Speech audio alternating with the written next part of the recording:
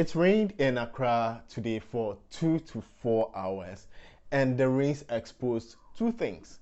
One, the terrible state of our drainage systems, and two, how bad lands are overpriced in Ghana, especially at Chado. Now, Chado is trending all over social media because it rained just 4 hours and it's so over flooded. Like you can see cars submerged in water, buildings submerged in water. And guess what? The prices of land at Chado is super expensive, with the minimum price ranging from about 500,000 Ghana cedis, which is about $80,000, to as high as 1.5 million Ghana cedis, which is anywhere from $120,000 to 150,000 US dollars. That's just crazy.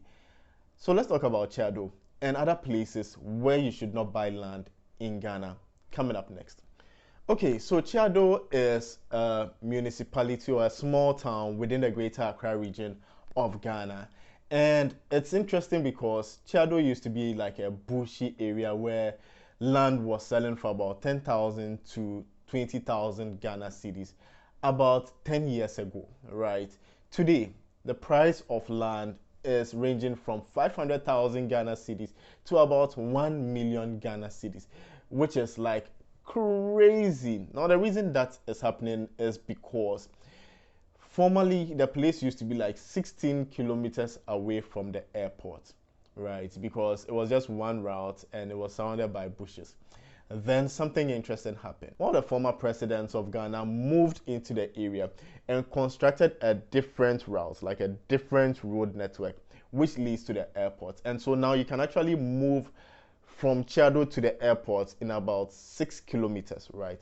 And that route also connects you to the Spintex Road, it connects you to the Tema Motorway, it connects you to the Accra Mall. So it connects you to a lot of beautiful places and great routes, right, when you want to travel. And so the value of land just skyrocketed. The prices of the land at Chado just skyrocketed. But today, like I said, it ranges 2 to 4 hours, and this is the end result. Take a look at this video.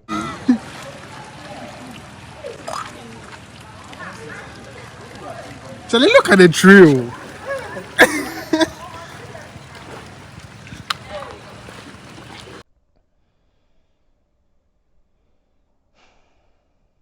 Crazy, right? Like, it's unbelievable that the buildings were submerged, the cars were submerged at a place where the land is so expensive. Now, in an interview with a resident of the area, he made a very shocking revelation where it's not just the fact that like there's a major river body or waterway which leads to a lagoon which leads to the sea just like 1 kilometer to 3 kilometers from Chado. But he also mentioned that it can rain in Ebri. Now Ebri is in another region, like eastern region of Ghana, and it's about 30 kilometers away from the airport.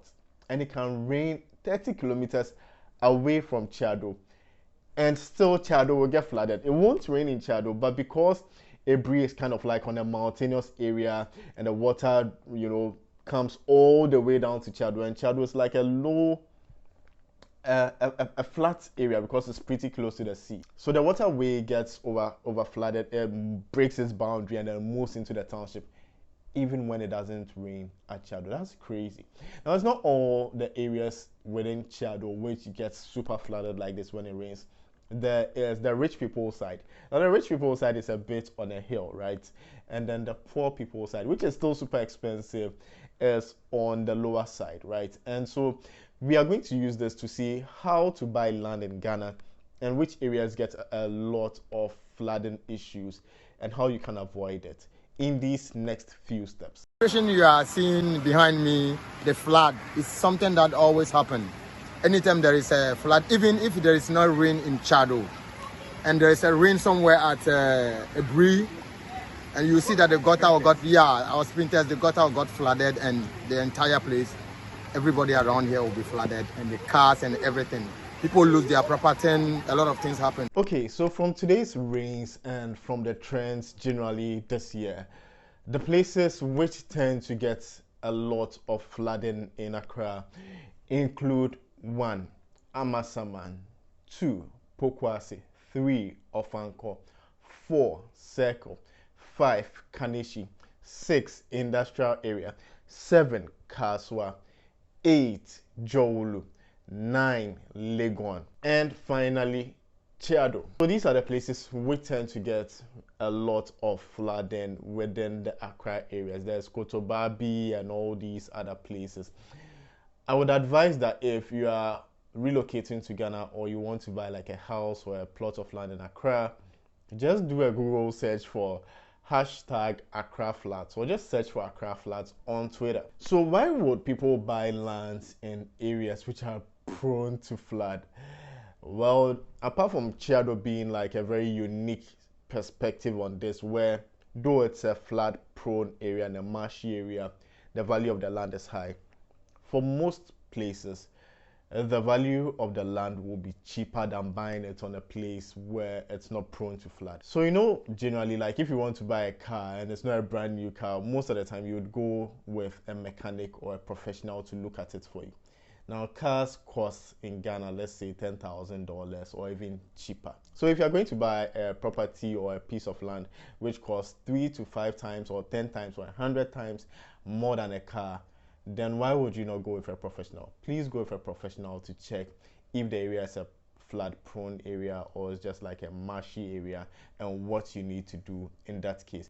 If you found this video helpful, please click the like button, share, and if you're new to the channel, kindly subscribe, turn on all notifications so you do not miss the next episode. Thanks, Bebre. Next time on this channel, we are going to talk about, is it better to build or it is better to rent? Subscribe so you do not miss that episode. Everybody will be thinking you should build, right? But there are actually good reasons why you should rent and not build, never build.